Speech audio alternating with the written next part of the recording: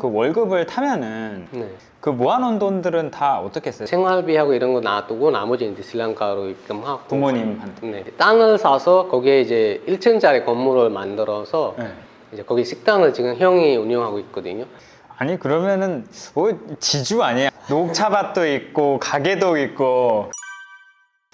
그럼 한국에 이제 와서 네. 처음으로 했던 일이 어떤 일이에요? 처음에 일했던 거는 이제 배 만드는 회사에서 일을 했거든요. 현대중공업에서 일했는데 거기 이제 협력 업체들이 많거든요. 네. 배 아랫부분에 이제 녹슬지 않기 위해서 커다란 호스로 쇠구슬 그런 알맹이랑 바람이랑 같이 이제 막 이렇게 쏟아지는 거거든요. 네. 그러면 철판이 이렇게 그러면 쏟아지고 여기 있는 녹슬어 있는 부분은 이제 없어지는 거죠. 녹이 빠지고 이제 코팅되는 거거든요. 그럼 그 위에다가 더 페인트 칠하고 막 이런저런 작업을 하거든요. 압력이 세고 네. 몸 힘이 엄청 많이 들어가는 작업이었어요. 이 호스 스위치 한번 키면 네. 한 1m 정도 뒤로 이렇게 가요. 와, 그러면 그 일을 얼마나 오랫동안 하신 거예요? 1년 정도 했는데 이제 한 2달 정도 일을 했을 때 이제 사고가 났거든요. 민다 씨한테? 네, 사고가 나서 여기 산초 보면 네네. 이 산초가 이제 그때 이 사고로 이제 난 거거든요. 그때 이제 이 사고 나고 나서 좀 힘들었다가 그리고 나서 이제 한 1년 정도 일하다 보니까 이 회사에서 일하면 좀 힘들겠다라는 대략적으로 많이 느끼더라고요. 그래서 회사를 그만두고 제가 배우고 싶은 그런 게 있어서 이제 다른 회사로 이제 나가게 됐어요. 어떻게 구했어요?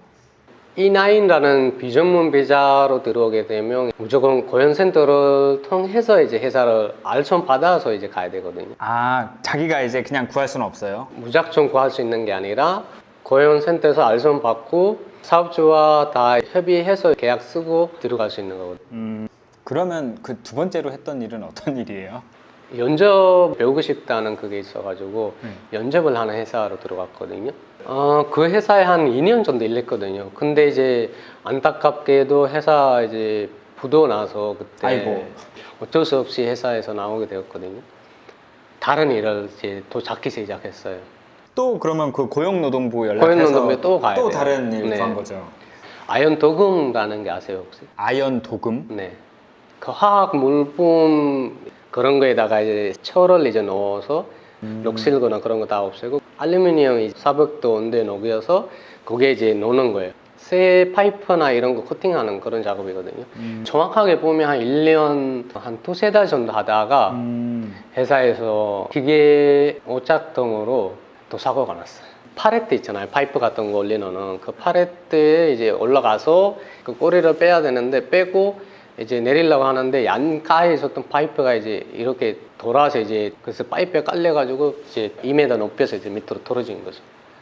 아유, 어디를 다친 거예요, 그럼? 허리 압박 골절하고 2달 정도 누워 있었다가 일하러 갔는데 재발된 거예요. 다시 이제 병원에 갔는데 이거는 일하면 안 되겠다. 이렇게 해서 동원 치료를 해야 된다 해서 6개월 정도 이제 동원 치료를 했거든요. 일을 아예 안 하고 그냥 병원에 누워 있는데 어떡하지 내 이제 인생이 여기서 끝나는 거 아닌가 그런 생각까지 많이 했거든요. 그래서 이제 저는 볼게어라서 쫄에 가게 됐는데 거기에 이제 한국어를 가르쳐 주시는 이제 선생님 만났거든요. 그래서 그 선생님께서 일주일에 3번 2시간씩 이제 한국어를 가르쳐 주신 거예요.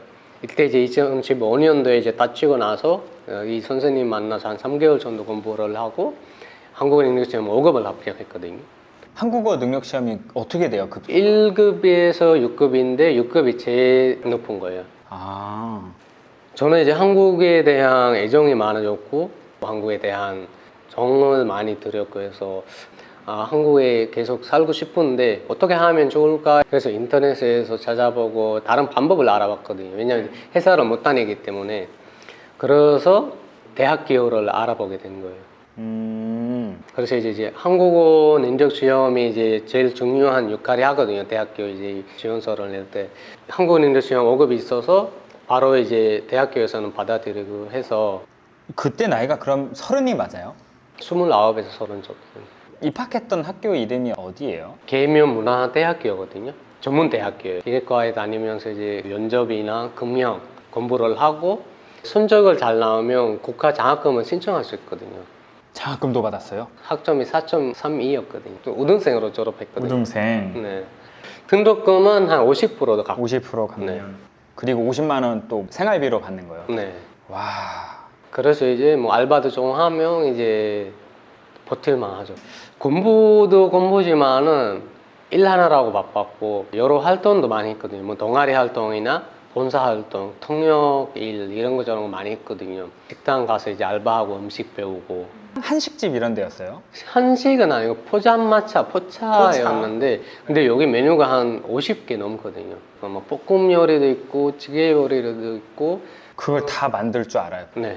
네이버나 유튜브를 치면 이제 여러 방법이 나오잖아요. 네. 그래서 이 영상을 여러 개를 보고 저만의 이제 레시피를 하나 만들어요. 한 번씩은 이제 완전 망할 때도 있고 어쩔 때는 생각보다 맛있는데 대학 생활은 어떻게 보면 완전 알차게 이제 잘 한 것 같아요. 그러면은 그 월급을 타면은 네.